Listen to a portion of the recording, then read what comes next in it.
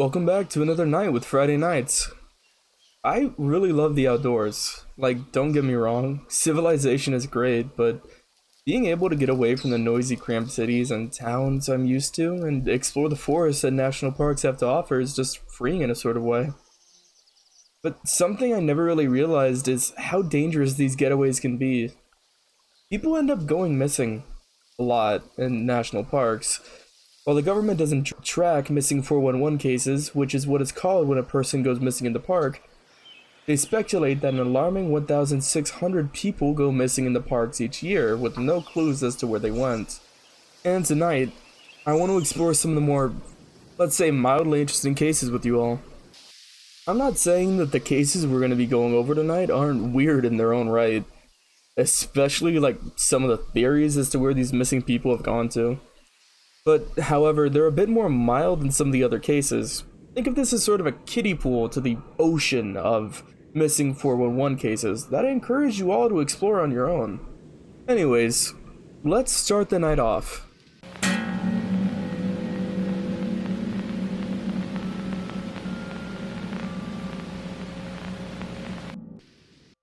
Carl Landers was a 69-year-old resident of California. He was a pretty active man, despite his old age.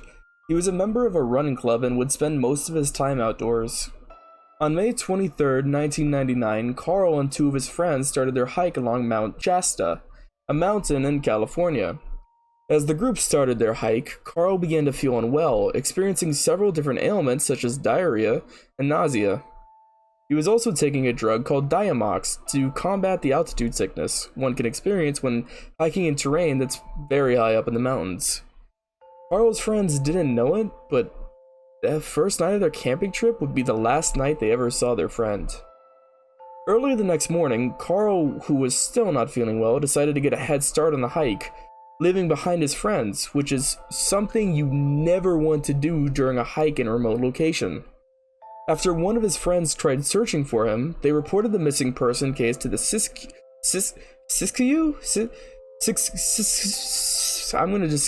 I'm gonna skip over that.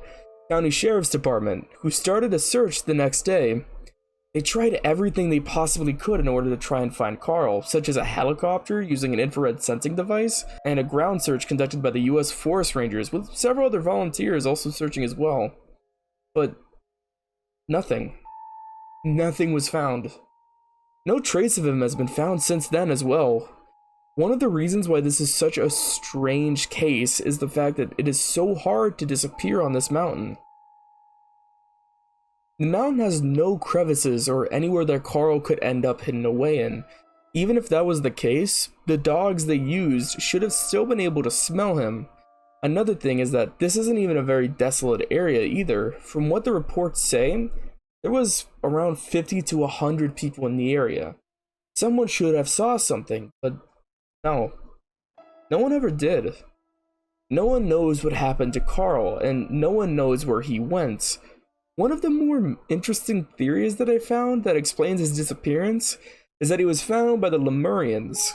Now, what are the Lemurians, you asked? Well, the Lemurians are supposedly a mythical people that inhabit Mount Shasta and live in a crystal city inside the mountain.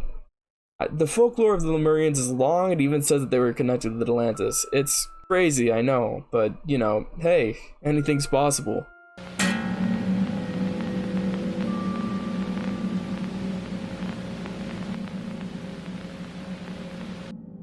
Morgenheimer is one of the most popular missing 411 cases of recent years.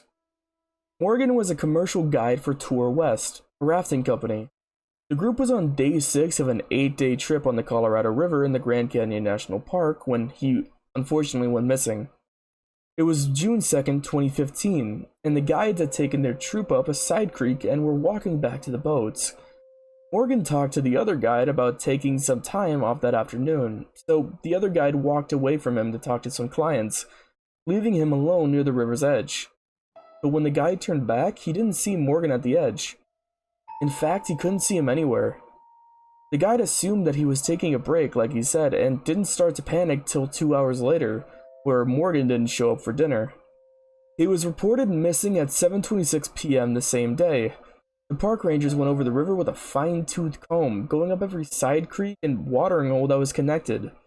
But no trace of him was ever found, and if anyone was to be found, it was him. Morgan had significant river guide experience and was a keen outdoorsman. He would have known how to signal for help or survive out there if he had gotten lost, but Morgan never turned up again. The Grand Canyon National Park is well known for its weird phenomenon, such as UFO sightings, supposed spirits, or connections to other worlds. So, who knows? Maybe Morgan was abducted by aliens.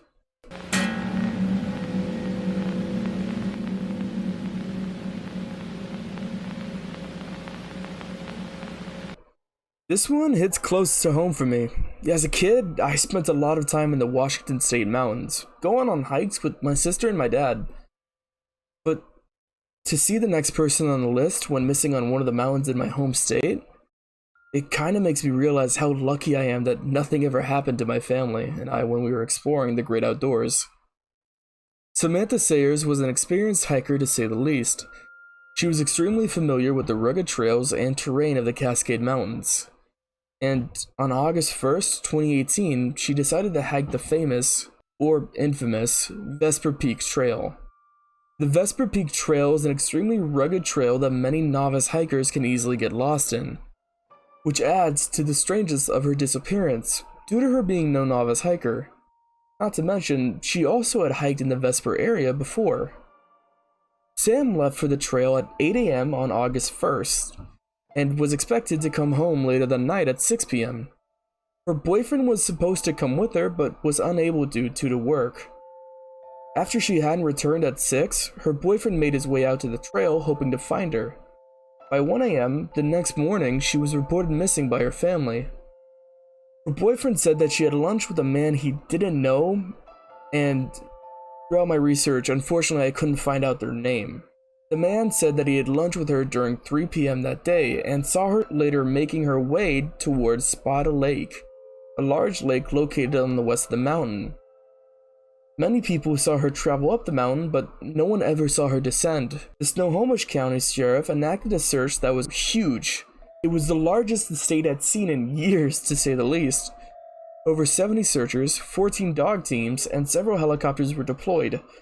Not to mention the teams of volunteer searches that also spent thousands of hours searching for her as well, leaving small bags of survival gear, such as flags, warm clothes, food, and letters of encouragement that said, "Stay strong. We're looking for you. Everyone is thinking of you."